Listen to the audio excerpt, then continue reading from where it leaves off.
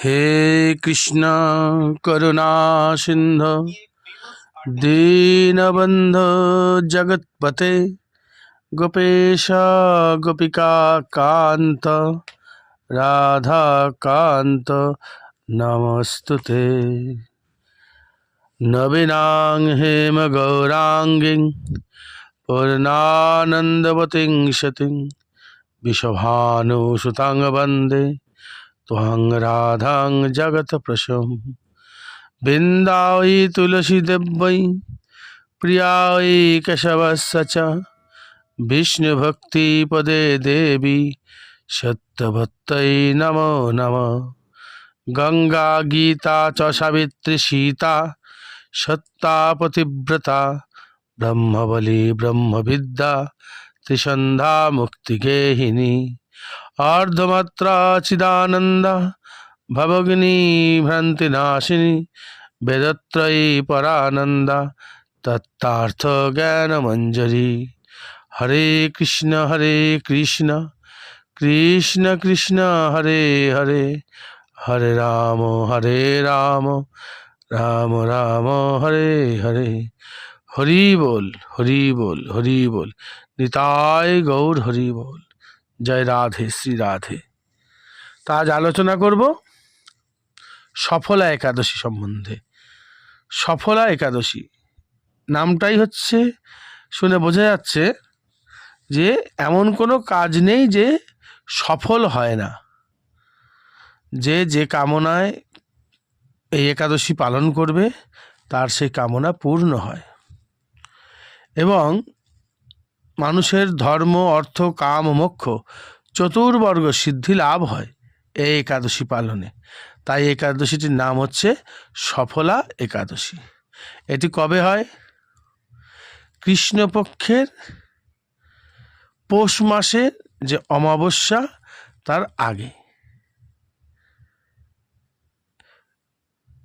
কৃষ্ণপক্ষ পৌষ মাসের যে কৃষ্ণপক্ষের যে অমাবস্যা সেই অমাবস্যার আগে যে একাদশী সেই একাদশীটির নাম হচ্ছে সফলা একাদশী। এই একাদশীটি পালন করলে এত পুণ্য লাভ হয় যা বহু বছর তপস্যা করেও পাওয়া যায় না। এই একাদশীতে রাত্রি জাগরণ করে উপবাস থেকে যদি কেউ যথাযথ নিয়মে একাদশী পালন করে তবে তার চতুর্বর্গ সিদ্ধি লাভ হয় এবং অশ্বমেধ যজ্ঞের ফলপ্রাপ্তি ঘটে তার। সমস্ত ব্রতের একাদশীর মধ্যে একাদশী হচ্ছে শ্রেষ্ঠ। সমস্ত নদীর মধ্যে যেমন গঙ্গা শ্রেষ্ঠ, নাগেদের মধ্যে যেমন অনন্তদেব শ্রেষ্ঠ, তদ্রূপ এই একাদশী শ্রেষ্ঠ। এই একাদশী সম্বন্ধে আমরা যুধিষ্ঠির মহারাজ এবং ভগবান শ্রীকৃষ্ণের কথোপকথনের মাধ্যমে যে উপাখ্যানটি শুনেছি সেটি হচ্ছে যুধিষ্ঠির মহারাজ যখন ভগবান শ্রীকৃষ্ণকে প্রশ্ন করলেন যে সফলা একাদশী সম্বন্ধে জানতে চাইলেন, তখন ভগবান শ্রীকৃষ্ণ ব্রহ্মাণ্ড পুরাণ থেকে উল্লেখ করে একটি উপাখ্যান শোনালেন যুধিষ্ঠির মহারাজকে। তিনি বললেন যে দেখো, প্রথমত হচ্ছে একাদশী আমার খুব প্রিয় এবং যে ব্যক্তি একাদশী পালন করে তার উপর আমি অত্যন্ত সন্তুষ্ট হই। তার মধ্যে সফলা একাদশী হচ্ছে আরও বেশি প্রিয়। চম্পাবতী নগরে, চম্পাবতী নগরটার নাম হচ্ছে চম্পাবতী, সেই নগরে রাজা ছিল মহিষ্মত। সেই রাজার 4টি পুত্র ছিল। 4টি পুত্রের মধ্যে লুম্ভক তার হচ্ছে জ্যেষ্ঠ পুত্র। তো এই জ্যেষ্ঠ পুত্র অত্যাচারী হয়ে গেছিল, মানে সে প্রজাদের উপর অত্যাচার করত, তারপরে মদে আসক্ত হয়েছিল, নেশা করত, পরস্ত্রীতে আসক্ত ছিল, বিভিন্নভাবে তার যথেষ্ট পাপাচারের সঙ্গে সে জড়িত হয়ে গেছিল। তাই রাজা তার সেই ছেলেকে, সন্তানকে ত্যাগ করেছিলেন, ত্যায্য পুত্র করেছিলেন। যে অন্ধের মতন যে ছেলেকে প্রশ্রয় দেবেন তা তিনি করেননি। লুম্বক তখন বাড়ি থেকে বেরিয়ে যায় এবং বিভিন্ন অসৎ কর্ম করে দিন কাটাচ্ছিল। তারপরে রাজার পেয়াদারা তাকে ধরে ফেলে এবং রাজার ছেলে বলে কিছু না বলে ছেড়েও দিয়েছিল। তখন সে বনে চলে গেছিল। বনে গিয়ে পশু হত্যা করে, ফলমূল খেয়ে, তারপর লুটতরাজ করে পথিকদের কিছু মেরে ধরে সব লুট করে নিত। এইভাবেই তার দিন কাটছিল। এর মধ্যে একদিন সে হঠাৎ অসুস্থ হয়ে পড়ে। অসুস্থ হয়ে একটি অশ্বত্থ গাছের নিচে সে বিশ্রাম করছিল। তো বিশ্রাম করতে গিয়ে সে ঘুমিয়ে পড়েছিল। সে প্রচণ্ড দুর্বল ছিল, অসুস্থ। আর ভাগ্যক্রমে সেই দিনটা ছিল কৃষ্ণপক্ষের, পৌষ মাসের কৃষ্ণপক্ষের দশমীর দিন। তো সেই দিন সে যখন তার জ্ঞান ফিরল, ঘুম ভাঙল, তখন দেখছে রাত্রি হয়ে গেছে। কিছু আর করা নেই, সারা দিনটি না খেয়ে সে রাত্রিটা যাপন করলো। মানে দিনে খেয়েছিল, রাত্রে আর খেতে পেল না, রাত হয়ে গেছে, ঘুমিয়ে পড়ল। পরের দিন সকাল হতেই সে আরও বেশি অসুস্থ হয়ে পড়ল। তখন সে চলতে পারছে না, কোনো রকমে হামাগুড়ি দিয়ে ঘুরতে ফিরতে এদিক ওদিক করে কিছু ফলমূল জোগাড় করেছে, করে সে গাছতলায় এসে জল নিয়ে বসেছে। শরীর খুব ক্লান্ত লাগছে, সন্ধ্যা হয়ে এসছে। তখন তার মনটা খুব খারাপ লেগেছে যে হয়তো আমি আর বাঁচবো না, আমার মনে আয়ুবেলা শেষ হয়ে আসলো।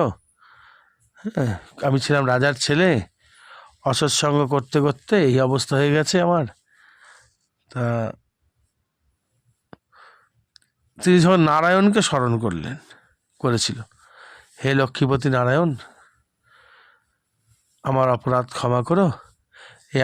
আমি তো জীবনে তোমার সেবা পূজা কিছুই করিনি, তা আমার সংগ্রহ করা এই ফলমূল তুমি গ্রহণ করো, দিয়ে নারায়ণের নামে উদ্দেশ্যে নিবেদন করেছিল। এবার সেই দিনটা ছিল এই কৃষ্ণপক্ষের, পৌষ মাসের কৃষ্ণপক্ষের এই একাদশী, মানে সফল একাদশীর দিন।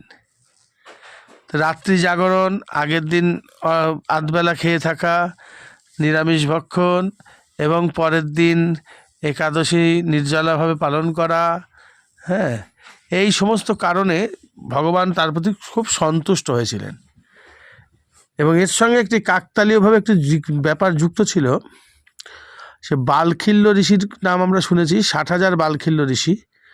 তারা এই বনে একবার জড়ো হয়ে ওই অশ্বত্থ গাছের নিচে ভগবান শ্রীহরির পুজো করেছিলেন।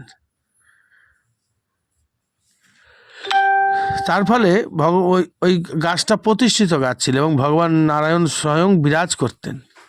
তাই এই সমস্ত ঘটনা ওই গাছের তলায় হয়েছিল এবং ওই গাছের তলায় লুব্ধক বিশ্রাম নিয়েছিল, শুয়েছিল, বাস করত।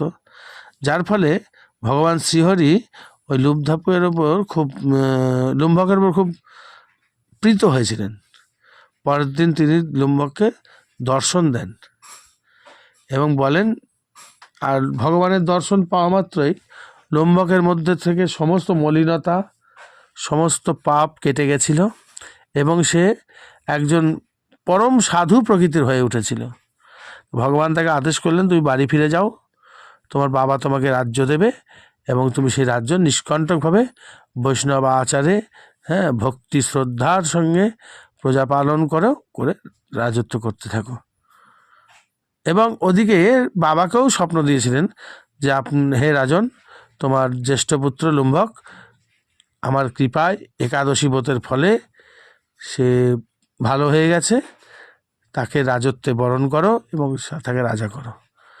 লুম্বক যখন গেল দেশে ফিরে, তখন তার বাবা সাদরে তাকে গ্রহণ করেছিল এবং সিংহাসনে বসিয়েছিল। তাহলে কি হলো, এই সফল একাদশীটা না জেনে সে পালন করেছিল, না জেনে। তার পূর্বজন্মের নিশ্চয়ই স্বীকৃতি ছিল, নাহলে এরকম হবে কেন? নিশ্চয়ই পূর্বজন্মের কোনো স্বীকৃতি ছিল, যার জন্য সেই স্বীকৃতির জোরে এই গাছতলায় বসে রাত্রিবেলায় বাইরে যে বনের মধ্যে অসুস্থ শরীরে ওই রকম একটা পাপাচারী সে একাদশী পালন করে ফেললো এবং তার ফল পেল। এটা এক জন্মের ফল নয়, এটা পূর্বজন্মের স্বীকৃতি থেকেও হয়। যাই হোক, পূর্বজনের স্বীকৃতি থেকে এই ফলটা পেয়েছিল।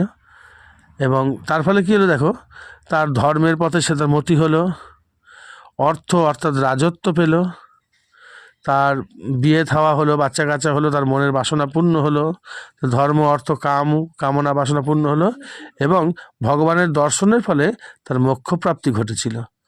এক সময় সে ওই ইয়ে থেকে, ওই মানে সংসার থেকে নিজেকে সরিয়ে নিয়েছিল, তার পুত্রকে সিংহাসনে স্থাপন করে বসিয়ে দিয়ে তিনি বনে চলে গিয়ে সাধনার মাধ্যমে দেহত্যাগ করে বৈকুণ্ঠ ধামে চলে গেছিলেন।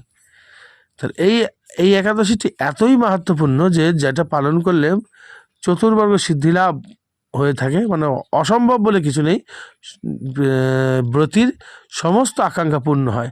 তাই এই একাদশীর নাম হচ্ছে সফলা একাদশী। যাই হোক, একাদশী প্রত্যেকে এমনিই একাদশী পালন করা উচিত, তো একাদশীটি সকলেই সুন্দরভাবে পালন করুন। সবথেকে বড় কথা, জীবের স্বভাব হয় নিত্য কৃষ্ণ দাস।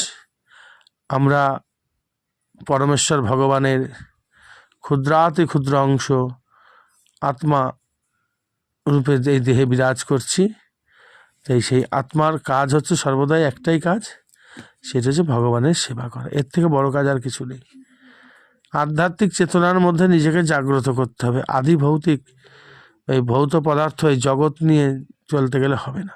তা সাধনার পথে অগ্রসর হতে গেলে তার প্রথম ধাপটাই হচ্ছে একাদশী পালন করা এবং সাত্ত্বিক আহার করা।